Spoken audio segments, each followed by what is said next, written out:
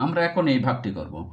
8টি আম দুইজনকে সমানভাবে ভাগ করে দেওয়া হলো, প্রত্যেকে কয়টি করে আম পাবে? মানে দুইজনের জন্য আম আছে কয়টি? 8টি। তাহলে 2 জনের জন্য আম আছে 8টি।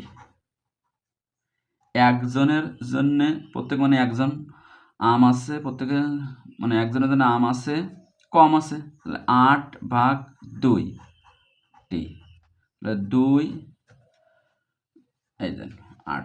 তাহলে 8-এর ভিতরে 2 কয়বার যাবে? 8 2 বার নামতা বলতে হবে। 2 কে 2, 2 এ 2 এ 4, 2 এ 3 এ 6, 2 এ 4 এ 8, তাহলে 4 বার যাবে 4, অতএব 4টি করে পাবে, অতএব 4টি করে পাবে। উত্তর হয়ে গেল।